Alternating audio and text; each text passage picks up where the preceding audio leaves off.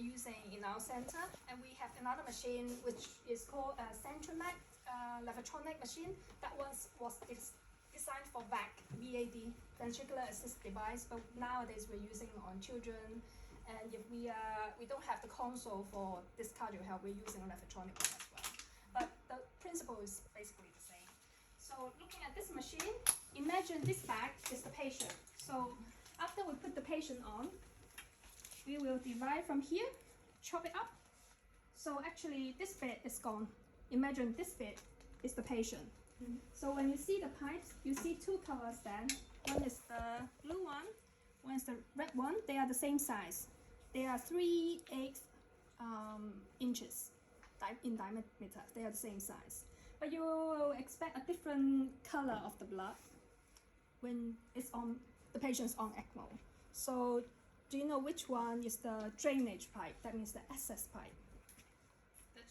Access. Yes. Usually we put the blue one as the access pipe. Opposite to the filter. Yes. Yeah. The problem is when we put the patient on, we have to be really aware which one to connect to which pipe, because they are all the same size with the same connector. So when we lay the tubings onto the table, make sure the consultant, they are connecting to the right pipe. They will be aware, but we have to look as well. So make sure this is the access one, and then the blood will be coming down will be very dark in color, the oxygenated blood, and then we'll go along here to here. And then you cannot see it here, probably I can turn it off so that you can see what's in there. So it's 0 now. It will alarm because I unplugged the... So this pipe, the blue one, will go in here and then get to this little round thing. This is the pump head. This is a centrifugal pump head, meaning that there's a strong magnet here, another piece of magnet here. If we turn the pump on, this magnet will spin in high speed, and this one will couple with that speed, and the speed just rotate in the same revolution per minute. That's what we set here, RPM. That's revolution per minute. That's usually what we say revs. Revs, That's why yeah. Stefan was This saying one, revs, RPM. like car. Yeah, revolution per minute. So that's how many spins, how many rotation in 1 minute. So that one spins, this one will spin as well to pull and push the blood across to a membrane. The membrane is a artificial lung, so the surface area of the membrane is way lower than our native lungs. So they have to try to make the blood path longer so that it's packed together to get more surface area for the oxygen exchange and also CO2 removal. So it's a very highly dense membrane packed together, and this membrane is made of hollow fibers. That means they are fine fibers with holes within. So the air can pass through the holes and the blood will be around on the outside so that they do gaseous exchange. So after the pump, it will push against this high resistant membrane thing to do the gaseous exchange, and then it will come out from the red pipe. So that's the basic. How often do you have to change the filter in it? There's no filter, that's a membrane. The membrane. This, for the cardio help, they guarantee 28 days use without changing. But usually before 28 days, we can see some clots, we can see some fibrin deposition, and then we have to change it before that. It depends on how high your flow is, how the patient's metabolism is, and about your anticoagulation management as well, everything. So that's the basic circuit. And then so after the membrane, you will see from this side that the blood is very red, like oxygenated blood. It's very easy to tell. So if the patient's on ECMO, suddenly you feel that, oh, the two colors are very similar, you can't tell the difference. Probably there is a problem with either the membrane or with the gas supply or with the blood flow. If it's not flowing, that means there's no provision of oxygen, so there won't be a color change. If this is disconnected, everything can get in a problem, and then you don't see a color change. So let me just put the sensor back on. Do you have any questions at this point? No. Easy, right? I love that. I was thinking of watching. You don't often get to see that in life, do you? We will maybe go to bed 21 later so you can see, you can appreciate differentiate the dark red versus the cherry red? Yes. No, you know what? There's a piece of plastic in there. Oh. You see that? A piece of white plastic, so I can't plug it in again. Can I do it by force? No. Is it attached plastic? Can we pull it out, or is it? If there's a needle, I can just push I've it got onto a the hair side. thing if you want. Yeah, twister or a pen see what or we've got. something. Is that, I don't know. Oh, that's a bit too big. Oh, is it? Not sure if that. Oh, maybe it works. Because these demo sets we have been playing for like months. Yeah. Just being nosy. No. I'm just being nosy. No. I mean, Pen? Let me check. Yeah, a pen, a piece of See if we've emptied a needle out of my pocket at some point. You never know what might end up in a work What does bag. that say about Oh, okay, you? okay. I Got it? I got it. Yeah, cool. See if that works. You never know what might wind up in the work This bag. red thing is pointing to me, right? I'm doing. Oh, Yeah. Okay. Yeah. Okay. Okay. we're Thank back. you. So next thing that we need to see is on this side. Hey, the screen. So this is the RPM that I was talking about. It's spinning at 2,000 revolution per minute. And then you can see the flow in liter per minute. So this flow is from the flow meter.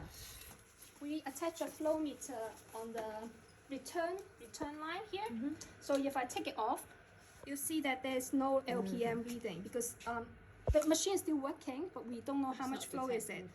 Because even with the same RPM, this LPM can be different. Why is that? Because if downstream, after the pump, there's a blockage, there's a kink, you can see that it's still running about the same, but this one will go down. And that go down because we have occlusion downstream. Let's see again. So there's a 3.3 liters, and then if there's an occlusion, it will go down. Patient's abdominal pressure increase, Yeah. patient coughing, And patient maybe legs. yeah, someone just can't get the Patient, lines are too yeah. long. When we move the patient, put the patient like do proning or stuff, and then it just kink a little bit. You can see the flow will be affected. So how about before pump? If there's a kink before pump, what do you expect from the flow? Just think about it. Is it the SS line? This is SS line. If there's a kink, Zero. we'll see. Let's see. So there's a kink there. The flow will drop. And then look at this pressure. This is the pressure that measures how much flow is down the patient. So if that's very negative, that means it's sucking very hard, but with being not successful, we get nothing down the patient. So if there's a change in flow with the same RPM, there might be something happening with the patient or the lines. So it happens quite often when the patient is coughing, when we're moving the Patient patient. is dry. That's what Yeah. Stefan was saying, that if we gave too much furosemide, we took so much from the filter, then they're intravascularly dry. But also abdominal pressure can affect it as well. Yeah, when you're turning the patient to the right side or left side, sometimes it's occluding. Bending. The organs are occluding the side holes of the drainage pipe, the SS pipe. Then it might happen that this flow may change. And after the flow is decreased, we can see from this page that the SpO2 will decrease as well if the patient is dependent on ECMO. So this page will show the venous saturation of the patient, which will drop again. So let's talk through the pages. Sorry. So the first page, we usually don't see this page because there is too few information. We go for the next page. So this is LPM, how much flow to the patient. This is how much RPM that we set on the machine. And then this one, P-VEN, there are three pressures. PR, arterial, P venous, P internal. So we call it arterial because this machine was designed for VA ECMO. So we have arterial pressure, venous pressure. So they named the tag like that, but actually it's not arterial and venous for our patients because they are all VA patients. So these numbers are not showing the right number because this is not on patient. You can't see the real number. So they measure pressure at 3 points. So one from the venous line here. There is a sensor somewhere. I don't know where. somewhere in there. So that's for measuring temperature, and also, no, temperature is from here. So there's a pressure sensor over there. From the outlet, this one is another pressure sensor. So this is another pressure sensor. They are all built in. If you don't see any pressure, it might be that this one is unplugged. So if I unplug it, you can't see any pressure. It will go like this. So after we change our machine, change our circuit, make sure that this is all plugged in so that we can see the changes in there. And then there's a delta P. Delta P is the pressure difference between the pre-oxy and post-oxy. So if we see that the trend of the So delta P, transmembrane. transmembrane pressure. So if that trend is going up, that means there's a bigger difference in pressure. That means the pressure drop is increasing. We will think that maybe something's happening there with clots, or maybe with fibrins in there, occluding the pathway, so that the pressure is changing. So that's a good indicator to show us the health of the circuit.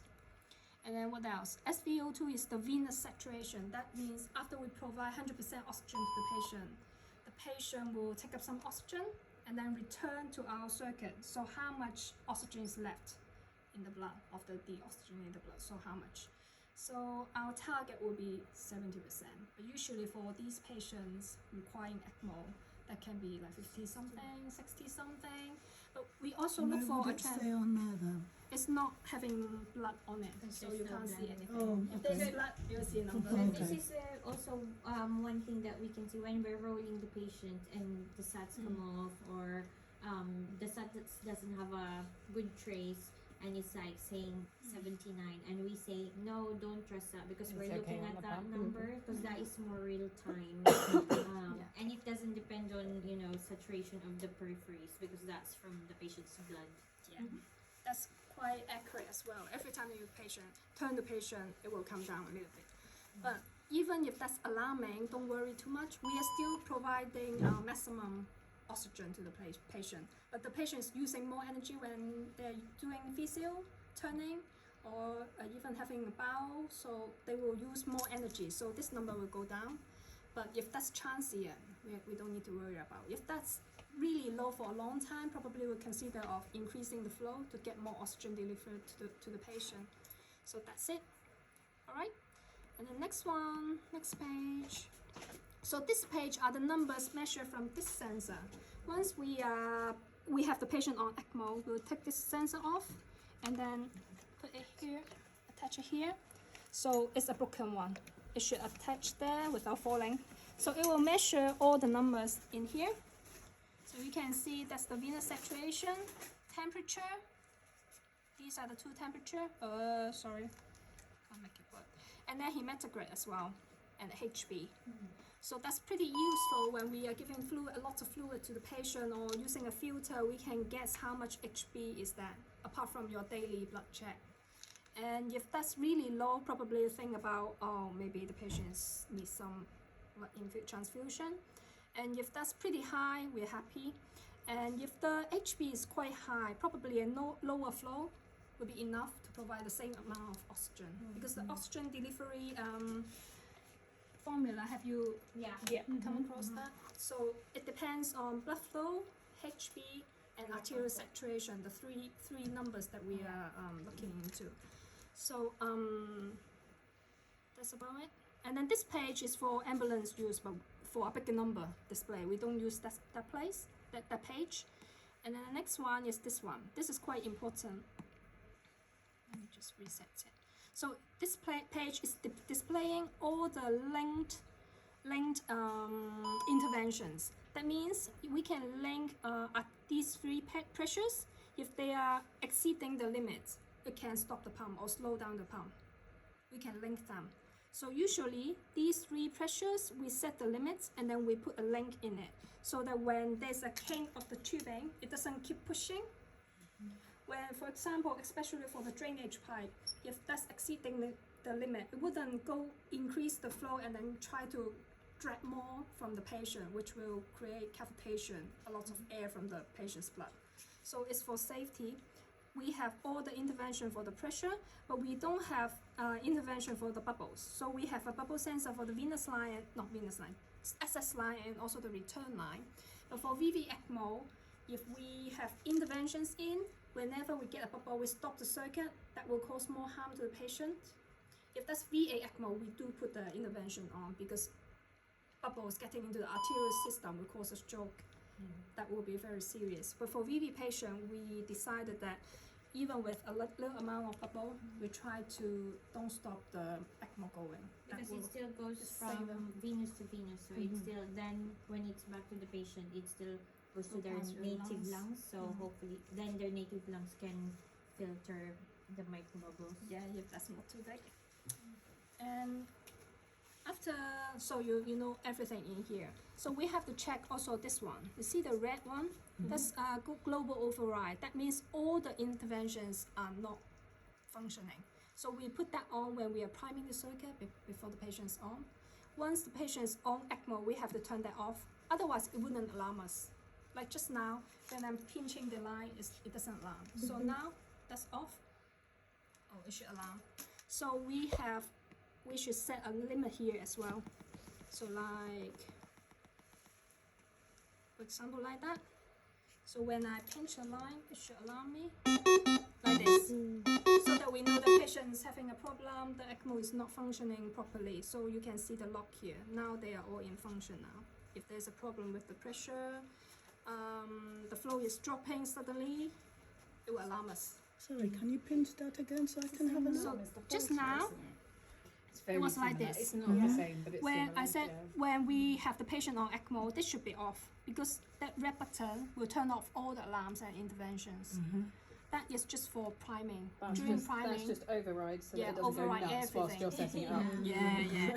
So now, because I have put the limits in, minimum like 2 or 3 liters usually, and then when there's an SS issue, it will alarm you. So then, Essentially, if you see that on, you have to tell the Tell the ENS ENS and turn it back, and get them to turn it back off because again. it's not safe. Because otherwise, it's not gonna alarm it. it's not easy to do that because you have to double press the S together with it to turn it on. So it's very unlikely to turn it on. But what if there's an alarm that's not very important, but it just annoys you? You can press this one. So for example, like SS issue, I can't really mimic that. SS issue. So you think it's annoying me, you can just press that to mute it for a minute or two. Oh, Yeah, and then you can solve all the problems just to avoid the noise.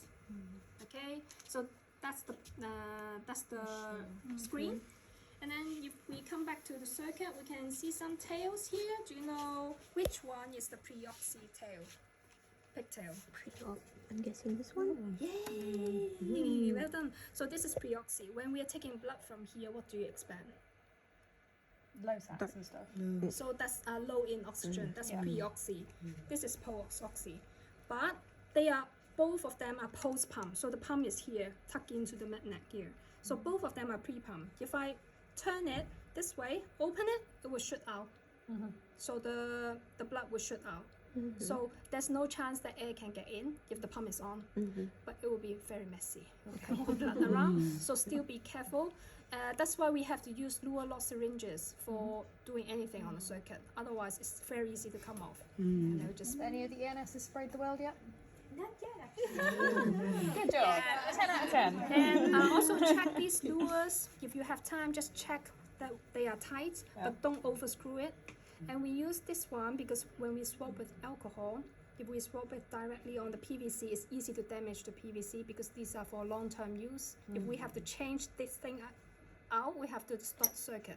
So if we change it out from here, it's easy. Clamp here and then we can swap that. But if we need to change this one, we have to stop the circuit. so what do you clamp it with? There's nothing. Do you use Material clamps. So if we are changing only the three-way tap, just clamp it here and then change it, the air, that's it. If we have to change it from here, imagine there's a crack here, we have to change it. Then we have to You're going stop to have the to patient whole circuit. and then we have the whole team in just stand by in case of arrest, respiratory causing cardiac arrest. Like it will be a big job for everyone. We did one. We did. I think it was a post. Oxy. It's a clogged one. Pigtail. We changed it, and it was maybe half a minute, and you can see the patient's heart rate going down, and we were just like ready to jump on her chest, and that's how dependent they are on ECMO. So you never kind of get another machine in and just turn it like. No, transfer because over imagine to this taste. is $2,500, but you only need this pigtail. Tiny little plastic bit. £6,000. Is it $6,000? Cardiac help is £6,000. £6,000 for that. Just this Not little just bit. this, the whole circuit. Oh. The consumable. It comes in one piece. You can't just buy this thing. It's a one piece thing. That's £6,000. What's Centromat? Cheaper? 3, 2, I don't know. £3,000. Yeah. Oh, I thought it was like, oh gosh, I didn't see the wrong. So you change circuit every week. Wow, £6,000. That's more than my salary. Exactly. Okay, Imagine that, yeah. so just beware that they are all positive pressure. And then this line with the filter, so this goes to the gas blender. Do you know how to read the gas blender? So why do you need a filter on here? Because the gas coming in, it might not be clean. There may be debris and stuff. Don't know. Just have a gas filter all the time, and also avoid moisture from this point. I don't know. Just to get rid of everything. No, Don't know. we have a filter in the inspiratory valve, but that's just because it comes from the patient, isn't it? But I don't know. Yeah, on expiratory, that's to stop patients breathing bugs out into the ventilator and into the room. Anyway, we use filter for even theatre. When we're using gases, we just put a filter on before going into the circuit, just to make sure it's clean, I think. So this thing can be dangerous so this one, because these lines are not plugged in, I can't show you, but you can see the black ball, the bobbin, it can go up and down. Just connect on here. this one. Oh no, on Oh, here. from here? Oh yeah, they can see it. Oh no, they can't No, see they can't see this. it. No, doesn't matter. Just to want to remind you that this is the micro adjustment. So I'll do it later in the bed space. yeah, when we turn to here, 1,000, that means 1 liter. But sometimes if someone turn it the other way around, the bobbin, the black thing, can go to the tip that you can't see. So it's on a very high sweep that we can't see. We thought, oh, it's 1 liter, 2 liter. Why is the patient's PCO2 so low? It can be because this side, the micro one, has gone to the top. So if that has gone to the top, it's more than 1 liter. Can be a few liters. Don't know how much when it's stuck at the top. Just keep an eye on this one. This one is easy because this is the one that we always use for adults. For children, we use this one. For adults, probably this one is good enough. Yeah, because if we go to half liter, the patient is ready to come off probably. So this one, and then for the FiO2 one is the percentage of oxygen in the air oxygen mixture. So for VV patient, always on 100%, 1.0, 100%, so that we adjust only this one. Probably don't touch on this one. So should that one be off when we're using this one? This one is off. Cool. This one is on. This one on 100% all the time. It depends because we can go. This 1.5. is 10. This is 10 liter per minute, but then this is another one, so we might 11. give Go to them 11. if I we're don't very. know. Okay. Just try to use this one before this one to avoid confusion. But I've seen patients having half liter and then they find it difficult to adjust here, so they might use this one as well. Yeah, probably if the PCO2 is really, really low, you can't figure out why, you can have a look at this one. Because I've seen patient dying not here in Hong Kong because of that. Yeah, and then it's just at the top, and then the consultant mix up VV and VA. They try to turn off everything for a VA patient, and the patient go into arrest and died.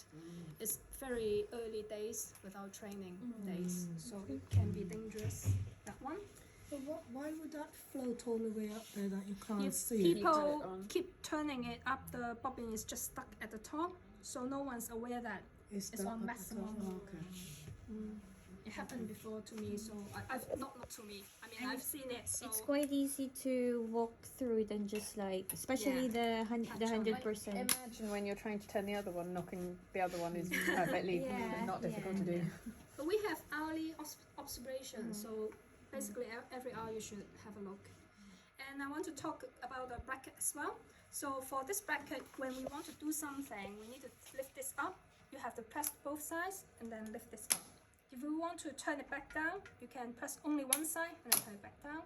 Just to be aware that if we need to lift the machine, don't lift it from here, you are going to break this thing. This is not for lifting. This is just for a protection frame that you don't knock onto something there.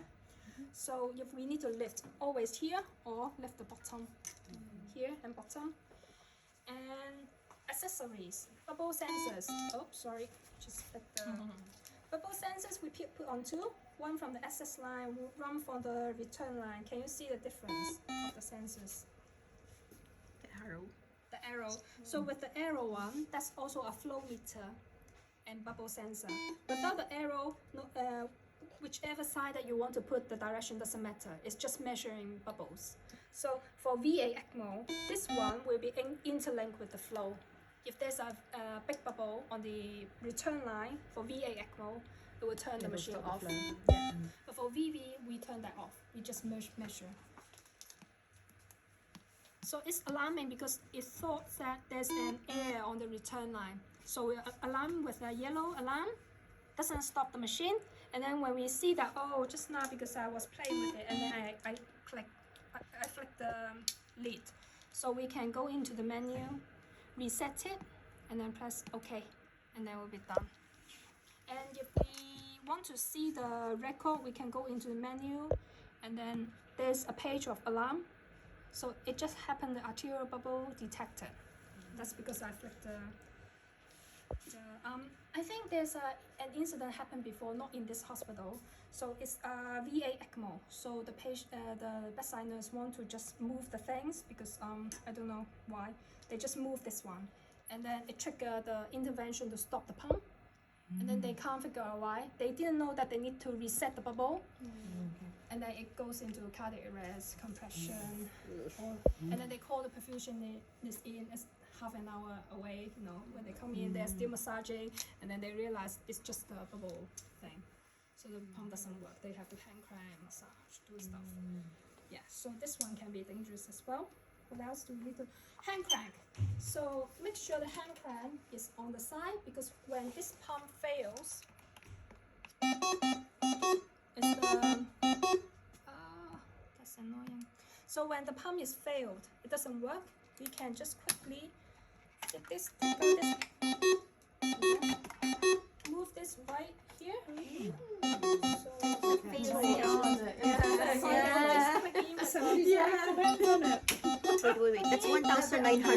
That's 1,900 reps. How's that? So look at the LPM. See? So you can get it working quite easily. Alright, so you're going to be turning that until they get another machine. Yes, and then you just do that, and then get all the medical teams to support, call the proficiency team, get another machine, and then we can swap this thing into another machine. So make sure this thing is pointing to a direction that we can work on the hand crank. If this is being placed somewhere, like random places, or not facing the circuit, it's difficult to get things across. So make sure this is somewhere accessible. Easy to use.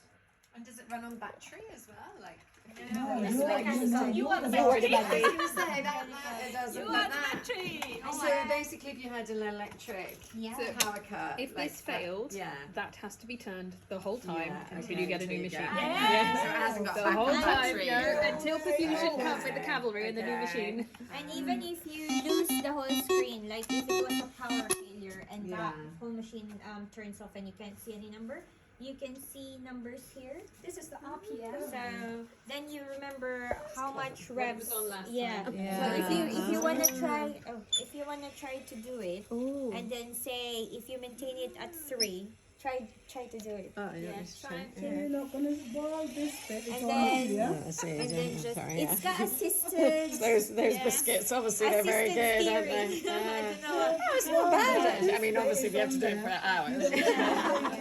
I'm going to see some guess data. that with an ENS and a bedside nurse and half of the world Yeah, going, you oh my could god, the ECMO failed, relay we'd it. probably swap around people fairly Yeah. regularly. So when this has moved to the hand crank, because I unplugged the pressure cable, so you will see no pressure. If you are like spinning too quickly, you're too like adrenaline, then you will see a big chatter on the SS line. Then you know that you are spinning too quickly, you can't get the volume back to the machine quick enough. It's just dragging, like collapsing the vein. So also you have to look at the screen. If that's VA, look at the pressure. If that's VB, look at the saturation. After some spinning, the saturation should improve, and then you don't panic. You can just wait for So some. where would you look? Sorry, where would you look for that? When the That's got your revs per minute there, and you remember on your screen maybe you were on like 3 or 3.5 or 4. So the ENS will probably say, can you do the hand cranking while I prepare stuff and maintain it at 3.5? So have a try. Oh gosh, so you got to hear. You're excited. Oh, sorry. Okay.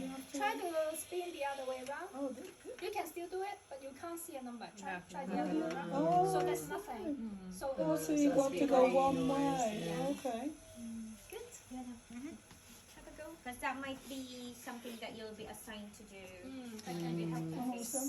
So That's fine. Less stressful. No, I mean less stressful compared to yeah, exactly. Turning. We can do that all day long. That's fine. Yep. Still see your revs. Or call the in charge. Because they can do that while answering the phone.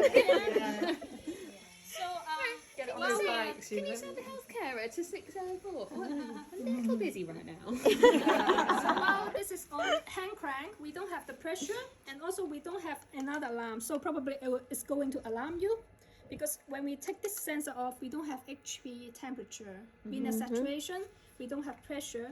And one thing that we have to bear in mind is, this is the heater from beneath. If the lines are tucked in from underneath, when we take this out, it can be like pulled. Yeah. So make sure that both the water lines are above the bracket. Yeah. So when we bring it out, it's easy. it can be working. So if it's really stuck, what can we do? There's a button over here that we can press, and there is a valve there, so water wouldn't leak out. If you take it off from here, it's all safe. Just take it out, and then if that's really stuck, you can take it out and then bring it off. So this is the valve, one-way Okay, valve. so move that, then put that back when it's there. If you want to, I don't care about temperature at that point. Just like to be able to put them back on ECMO as soon as possible. And when you're hand cranking, the patient is safe because Okay. they're technically back on ECMO. Pump is still going.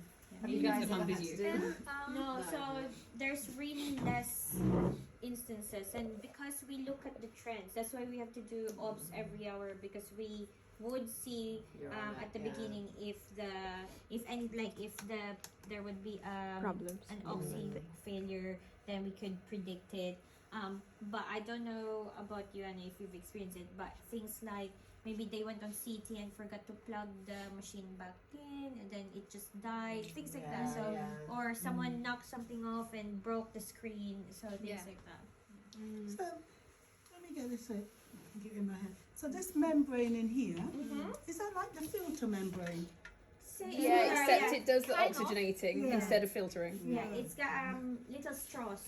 So, Oh. but the filter membrane, the blood goes within the membrane, Mhm. within the hollow Yeah. fiber, and then your dialysate fluid go outside. Outside. But this is not like that. It's So the inside is the air, outside is the blood. Because Okay. they try to use different design like 50 years ago, and then they realized that if the blood go into those little lumens, it's causing a lot of hemolysis over time, and it clots very easily. So they try to make it the other way around, put the air in the lumen. How long is your battery then? Like, if you're going CT and stuff. I went to see. So I've go gone to to the CT. unplug it. So look at it now that it's charging, and you It's can charging, see that so- it's Yeah. charging. There's no time here because it's charging. Yeah. Is that on? 9 hours. So 9 hours because it's using a very low RPM. This is not on patient. When it's on patient, there's a resistance in the blood vessel. So we normally go way higher on our RPM. So you will see that that's around 4 hours. It should be around 3 to 4 hours. It's not that much. Same as everything else if you've got. Open central line or whatever, loads of air get in, it will go in quickly, get sucked into the machine, And then on the pump head is, if the pump head is deprimed without any fluid in it, it doesn't, even with the spinning, the fluid can't go forward.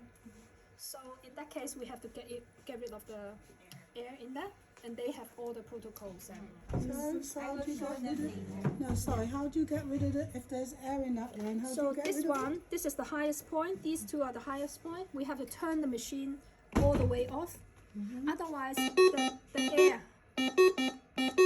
air in the pump head with a high spinning speed of 3,000, it will spin into like a fizzy drink. So once that happens, there's no flow, we turn it all the way off, clamp the return line, clamp the patient side, because this is the line returning to the patient, just to be safe, clamp that line, and then we attach a big syringe from here and then pull gently, and we will pull like 50 ml, 100 ml, 150 ml of volume up from the venous line, so it will go all the way to get the air out. So we have to mind the patient's pressure because we are pulling fluid from the patient. 150 mils. Yeah, 15 ml from here, 15. 50 ml, 50.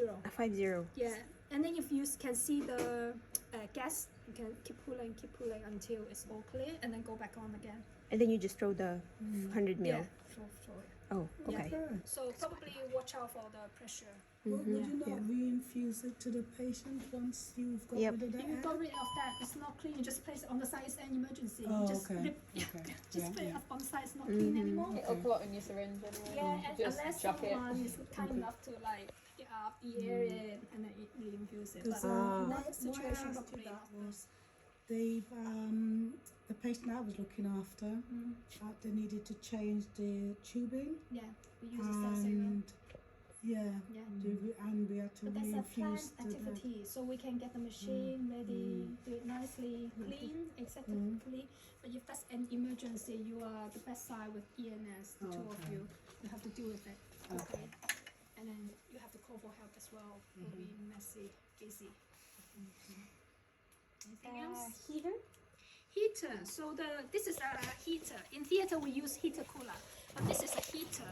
So the lowest temperature that it can get to is 35, 34, I think. Not really low. So it's quite safe. If the patient is having a fever, probably we can turn the set temperature lower to help to like get the patient cooler.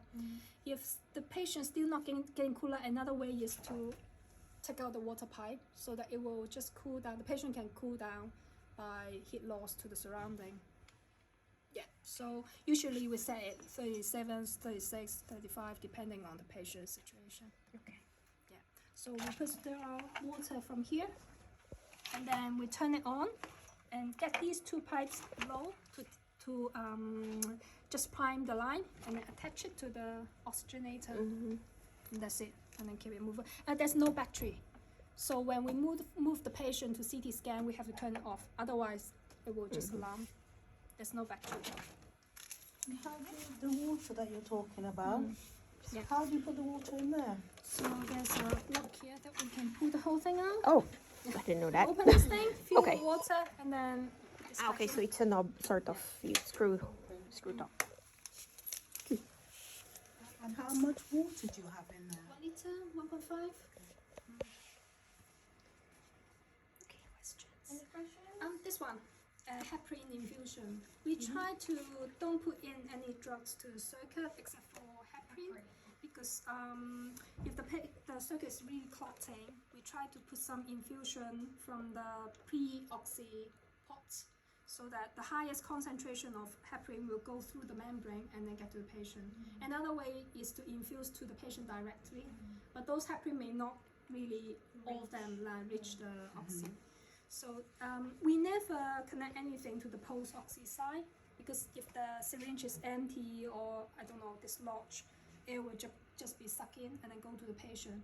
So always go to the pre-oxy side for any connection, so that the membrane can process and get rid of air.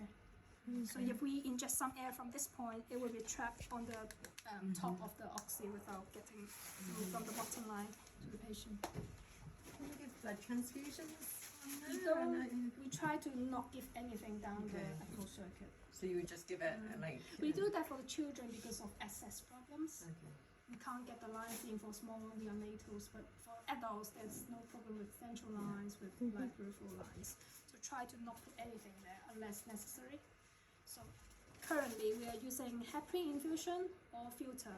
When we are attaching filter, we try to take the blood from the post-oxy side, return to the pre-oxy side, so that when there's air, it can handle it and then get to the patient. So when the patient is on filter, you're connecting tear. Or Wait, I think is or he, if the patient is he has still a- in filter? Is she still in filter? no, I didn't see it. Yeah, I've seen it on the filter, and I've seen Yeah. it when You can do it here or on the patient with when the it- mask cap. it went through system up and then went round the Through filter, and then for some reason it clocked. I don't know whether it was here Oh, that was the or was a beginning. I think it filter or was somewhere. Nathan, the anticoagulation wasn't managed very well at the time because the anti-10A doesn't come back within Fast hours. enough, Yeah, and then it's just not enough heparin in there. So it's 4 hourly. We send off the anti-10. We've got our own protocol which I can talk about later. Okay. This room has got a booking What's at going on 1, here so I then? think someone else was gonna come in. So if you don't have any urgent question to Annie,